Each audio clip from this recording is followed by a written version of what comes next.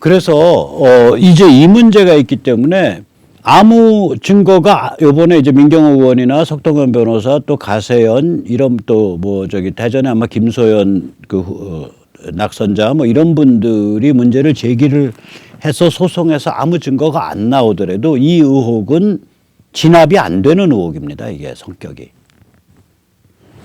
그 점을 선관위 직원들은 명확히 아셔야 됩니다.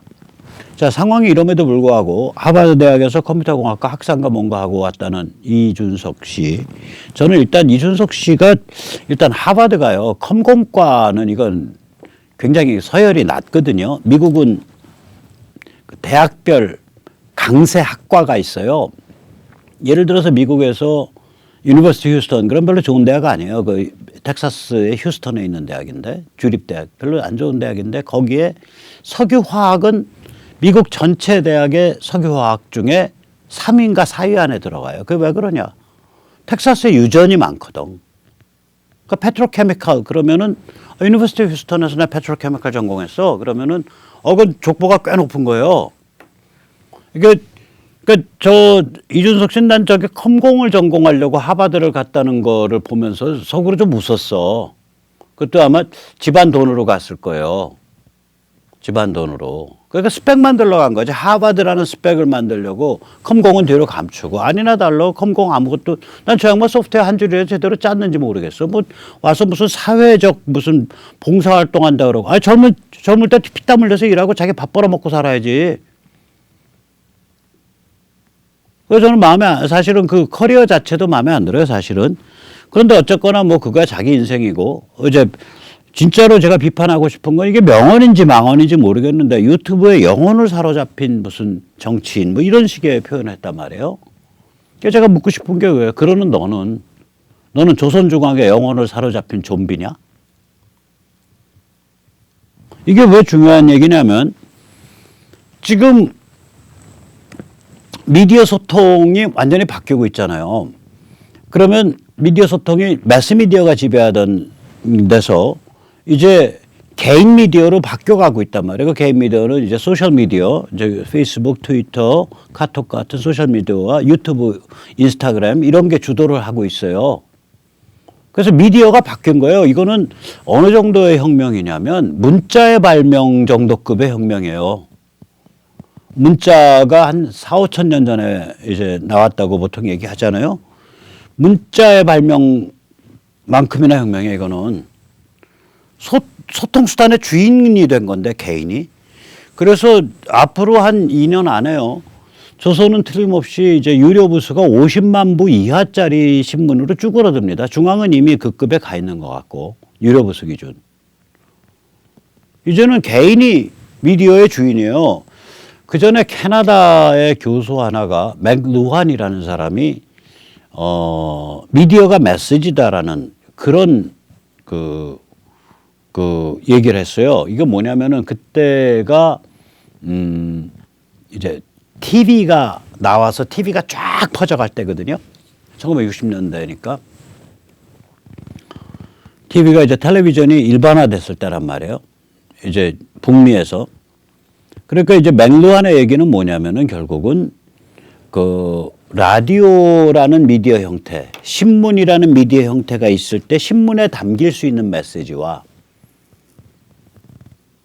라디오라는 미디어 형태가 있을 때 라디오에 담길 수 있는 메시지와 그 다음에 텔레비라는 미디어가 있을 때 텔레비에 담길 수 있는 메시지가 다르다라는 거지.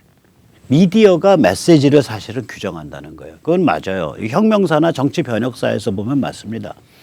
신문이란 미디어로 권력을 장악한 게 러시아 공산당입니다.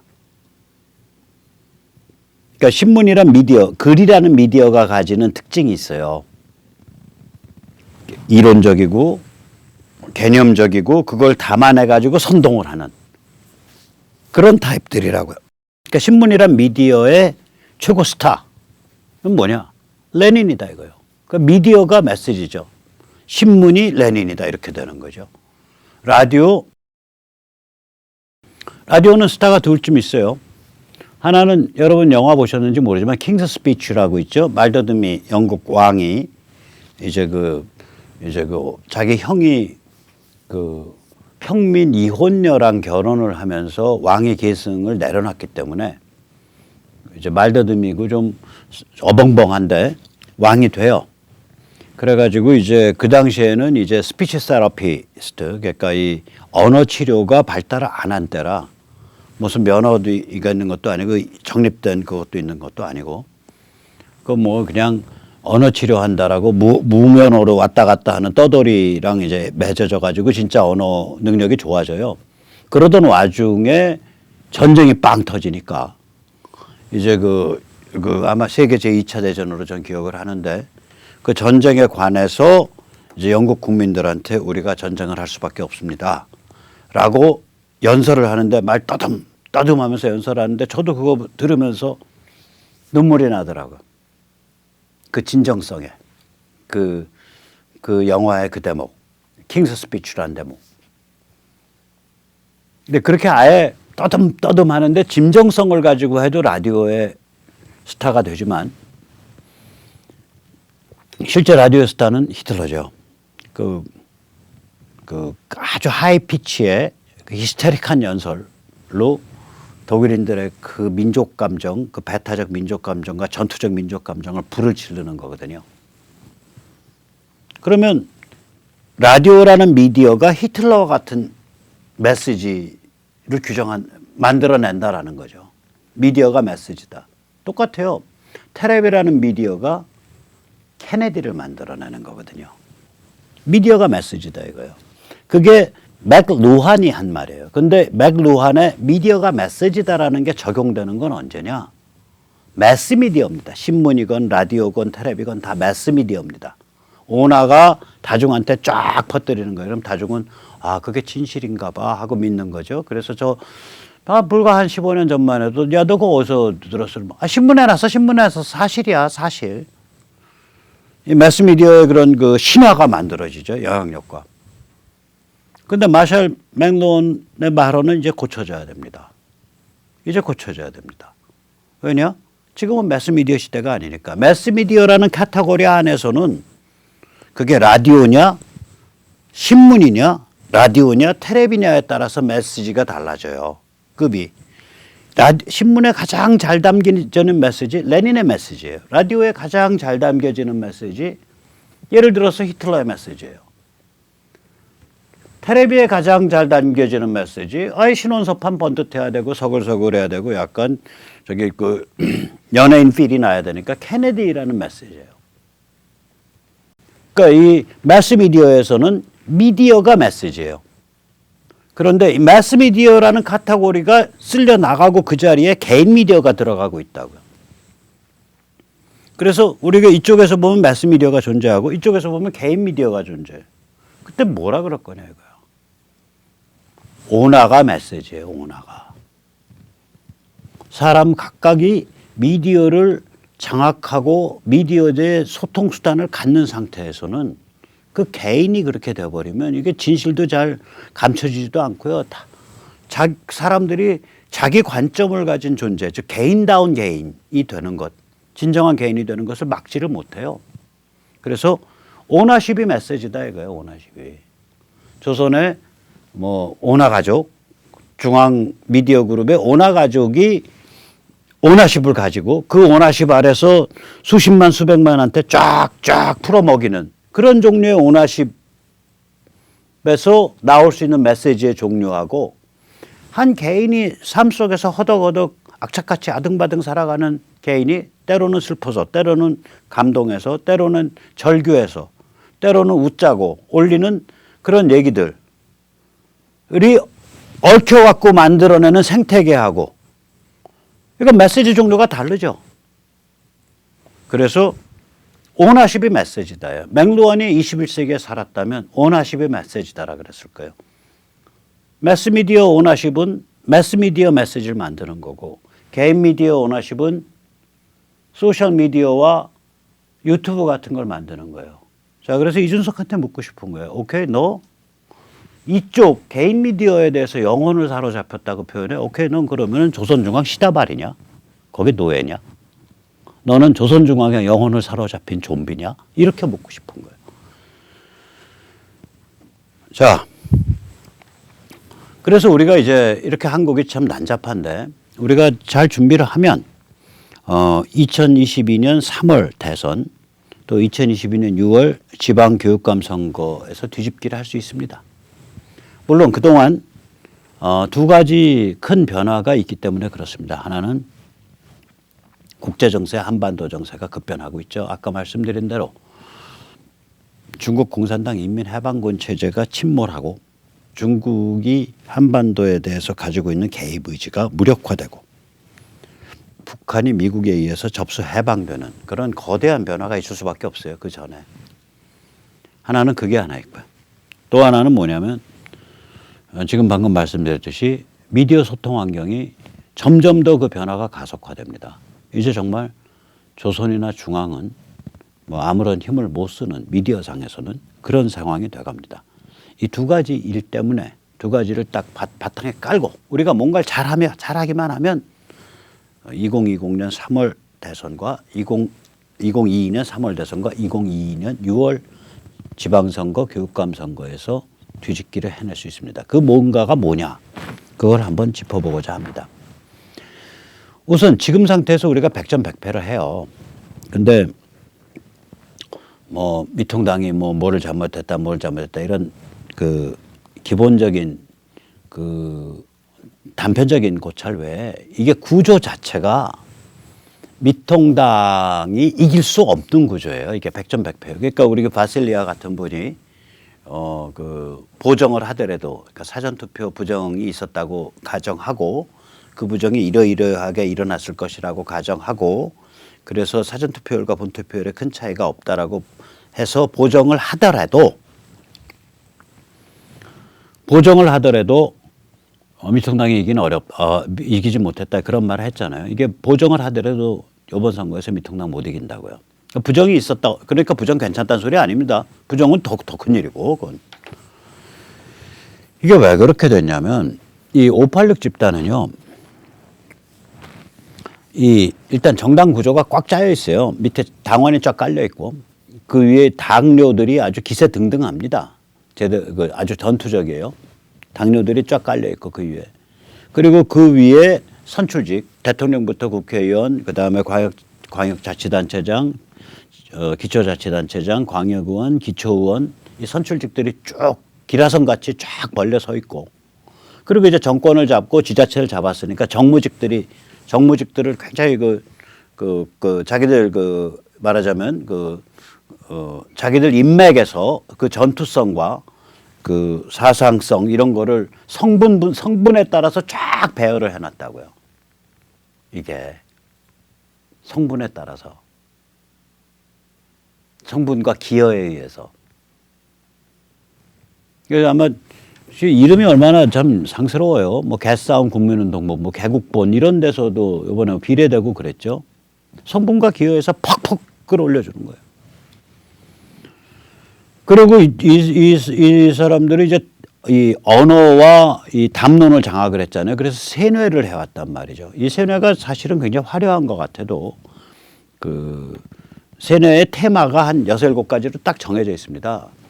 민주주의, 그다음 민중, 그다음에 노재팬, 친일파 드립, 반일 친일 드립, 그다음 반미, 그다음에 평화, 그다음에 친중, 친북, 페미, 동성애 그렇게 해서 이 테마 자체가 한 10개가 안 돼요. 여기가. 그 10개 테마를 가지고 무한 반복, 무한 변주를 하는 사람들이 디글디글하게 차 있는 거예요. 그런데 이 더 재밌는 건 이 무한 반복, 무한 변주를 하는데 이게 구조가 어떻게 돼 있냐. 소수의 선창자와 잔챙이 떼창자가 딱 있는 거예요. 그럼 소수 선창자는 몇 명 안 돼요. 이건 모든 사람한테 기회를 안 열어줘요. 왜냐 기회 열어줬다가 뭔 엉뚱한 얘기 나올 줄 모르니까. 가만히 보세요. 김어준, 류시민, 김용옥 몇 명 안 돼요. 소수 선창자는. 그 다음은 쭉 잔챙이 떼창자예요. 그러니까 그쪽에서 왜 영화 비평하다가 허지웅이 튀잖아. 진중권 그쪽에서 쭉 얘기하다 튀잖아. 왜 튀냐면 아무리 재치 있게 하더라도 잔챙이 떼창자 중에 한 명급에 못 지나지 않는 거. 위로 안 끌어올려 준다니까요. 김어준 사실 그 재치나 그 순발력으로 치면 김어준보다 진중권이 100배 1000배 능력 있죠. 김어준은 띄워주고 진중권은 안 켜주잖아. 왜냐? 검증 안 됐다 이거. 네가 언제부터 우리 새끼인데 이거지. 그래서 이 소수 선창자가 딱 자리를 잡고 있고 그건 마르고 닳도록 해먹어요. 유시민이 언제 때부터 유시민인데 지금도 유시민 아니야? 그 개혁당인가 뭔가 하던 그 유시민 아니요? 그 노무현 막 할 때? 그 저기 국회의원 빠지 달고 난닝구 바람인가 뭐 티바람으로 해서 그 등원해가지고 그 저기 분위기 잡았던 그 유시민 아니야? 그런 소수가 선창을 하고 잔챙이 떼창인데 그 소수가 마르고 닳도록 해먹는 장기 집권 소수예요. 그런 구조를 갖고 있어요. 그 다음에 비정당 NGO가 센다 저게 다 밥그릇이란 관계 있죠. 보통은 전교조 민노총 참여연대 땡땡 연구소. 그리고 나서 이제 권력을 잡고 있으니까 기회주의 완장부대가 뭐 교수, 중앙공무원, 지방공무원, 판사, 검사, 경찰, 기업, 금융계 전문 경영인 특히 금융 쪽이 많아요. 왜 그러면 금융 전문가로서 중국도 못 따르면 병신이거든. 그러니까 저쪽에 서 있다고요. 금융파트가. 그래서 이미 나이들이 한 60, 뭐 이짝저짝 되니까 50대 후반 되니까 이 사람들이 이미 가장 강력한 신제도권이에요. 뉴 이스타블리시먼트예요. 그러면 미통당 이렇게 표현되는 이른바 자칭 보수 자유우파는 뭐냐. 이거 구제도권이에요. 여기는요 정당 구조가 다릅니다. 정당 구조가 조선중앙이 탑에 있고 해두고 그 밑에 뭐 황교안, 김영호, 김무성, 유승민, 박형준 이 범털들이 이제 그 오나같이 보이죠. 근데 실제 오나는 조선중앙이에요. 조선중앙 요번에 저기 미통당 선거 주물럭거리는 거 보세요. 또 김종인 비대위 체제 밀어붙이는 거 보세요. 이건 정치 공작이잖아요. 이건 오나로서. 그 다음에 이제 그 밑에 이제 공천 받아가지고 이제 선거 뛰고 운 좋으면 국회의원 하고 운 나쁘면 뭐 당선 안 되고 이건 브랜드 소매상이라고. 저 브랜드 뭐냐? 나도 우파, 나도 보수. 그러면 이쪽에서의 저쪽은 세뇌 게임을 하는데 이쪽은 뭐냐? 집토끼 게임을 해요. 우리 말고 누구 찍을래? 그러니까 언어의 질이 달라요. 저쪽은 민주주의, 사람이 먼저인 민주주의, 뭐 평화, 햇볕, 진보, 민족 주체성에 따른 반일, 친일파는 역적이다. 뭐 이렇게 뭔가 근사한 스토리 같이 보이지 일단. 이쪽은 내놓고 하는 협박 아니에요. 당신 우리 아니면 누구 찍을 거예요? 쟤들한테 권력 줄 거예요? 싫으면 나 찍으라니까. 집토끼 협박이죠. 그 비정당 NGO요. 태극기 집회 연출해내는 거기 조직들 몇 개 외에는 조직이라고 별로 칭할 게 없어요. 거의 1인 단체예요. 자, 이게 게임이 되겠냐고 지금 이게. 양쪽에 싸움이 붙으면 안 됩니다 이거. 근데 되는 거예요. 왜 되냐? 세 가지 이유 때문입니다. 우선 첫째, 국제정세와 한반도 정세가 완전히 바뀌고 있거든. 두 번째, 아까도 말씀드렸듯이 미디어 소통이 개인화돼 있거든. 진실이 억압이 안 된다고요. 미디어 소통 개인화돼 있고. 세 번째, 우리가 각성하고 있잖아요. 우리가 움직인다고. 우리가 어떻게 움직일 거냐? 두 가지로 움직입니다. 하나는 우리 자유시민들이 지역별 선거구별로 엮여서 미래통합당 껍데기 와라 이거요. 우리가 껍데기 안에 실체 다 채워주겠다는 거죠.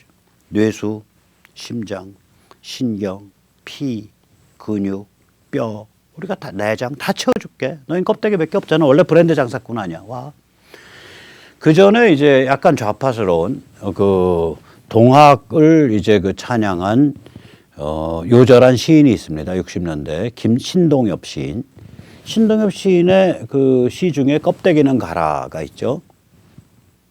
껍데기는 가라. 근데 우리는 우파스럽게 이렇게 얘기할 수 있어요. 껍데기는 와라. 미통당 너희 껍데기밖에 없는 정당이지. 와, 우리가 다 채워줄게.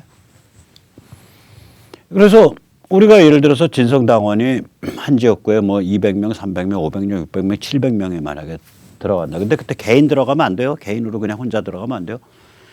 국민주권 자유시민연대 단체에 딱 들어와서 그 단체 멤버십하고 진성당원, 그러니까 책임당원 멤버십을 동시에 가져야 돼요. 그래야 선거구에 들어갔을 때 내 진짜 동지가 어딨나가 연락이 돼요. 안 그러면 개인으로 들어가서 고립돼 가지고 그냥 거기 뭐 당협위원장 별 볼 일 없는 이런 사람들 졸래졸래 쫓아다니다가 어미닭 쫓아다니는 뿅아리 같이 헤매고 다니다가 솔개에 채가는 거예요. 자, 그래서 그렇게 들어가서 완전히 이 2022년 대선에서 핵심적 역할을 하고 그다음 그 정도 몇백 명씩 들어가면요. 2022년 6월 지방선거에서 우리는 남들이랑 이해관계 다투기 싫다 이거예요. 오케이, 기초단체장 알아서 잘 공천하세요 하고 영향력만 넣을 거예요. 그다음에 뭐 이런 거 광역단체장 알아서 잘 공천하세요. 영향력만 넣어. 그것도 복수의 사람을 이렇게 추천해서 영향력 넣을 거예요. 단수로 잘 안 갈 거라고. 웬만한 지역들은. 단 기초의원, 광역의원은 우리가 추천하는 거 많이 반영해라 이거예요. 기초의원, 광역의원은 그렇게 저게 이해관계가 첨예한 데가 아니잖아요. 당을 잘 옹위를 하고 국회의원이나 국회의원 후보자들 혹은 기초단체장 당선된 우리 쪽 기초단체장 당선된 광역단체장을 잘 보조하면 보호하고 정책을 펼 수 있게 해주면 되는 거지. 그거 자체가 큰 이권에 걸려 있는 게 아니잖아요. 그쪽은 젊은 청년들 좋은 친구들 쭉쭉 자라나게끔 하자 이거야. 그렇게 해서 우리가 미통당보로 하는 말은 뭐냐. 껍데기는 와라. 우리가 다 채워줄게. 너희 껍데기밖에 없는 거 알아. 껍데기 와. 다 채워줄게. 부끄러워하지 말고 와. 두 번째 우리가 뭐를 해야 되냐. 교육문화운동을 제대로 펼쳐가줘야 돼요. 그러면 저희들의 진영의 핵심은 민노총이고 민노총의 핵심은 전교조입니다. 그리고 거기가 담론과 역사 해석의 핵심 제일 큰 사령탑이에요. 뭐 일단 단체에서 걷어들이는 돈만 해도 얼마고 전교조랑 관계를 맺는 저기 교육감들이 전국을 다 거의 다 지배하고 있는데 대군가 하나 빼곤 다 지배하고 있죠. 그러니까 우리나라 그 전교조의 반개 인맥 교육감까지 치면 거기서 주물럭거리는 예산이 우리나라 전체 예산의 30%쯤 될 거예요. 우리가 교육 예산이 그 정도 되거든요. 그러니까 물론 예산으로 할 수 있는 사업비는 한계가 있지만 그 어마무시한 인사권. 그러니까 DJ가 이해찬을 교육부 장관을 시켰잖아요. 가장 사회 영향력이 강한데요, 거기가. 그래서 우리가 교육문화 개혁운동으로 하나 쳐야 되고 다른 하나는 미통당 뭐라 그럴까 미통당 완전히 그 거듭나기죠. 혹은 미통당이 제대로 낙이죠. 껍데기만 갖다가 껍데기뿐인 거 갖다가 우리가 실체화 시켜주는 거. 그래서 우리의 정당으로 만들어가는 거. 그 두 가지 프론트에서 우리가 싸워가면 됩니다. 그래서 지금 국자연 freecitizen.kr 여기가 지금 그 회비 납부 그 정산 시스템이 좀 덜 개발돼서 그건 내주나 될 것 같아요. 오픈이. 연휴 때문에 좀 늦어지고 있습니다. 그러나 사전투표제 위원소송단에는 참여할 수 있거든요. 그래서 일단 사전투표제 위원소송단에 많이 참여해 주세요. www.freecitizen.kr/S1 그리고 그다음에 이제 지역활동가 신청을 좀 해주시기 바랍니다. 문자로 010-6368-9901입니다. 네, 그럼 오늘 여기까지 모시겠습니다. 감사합니다.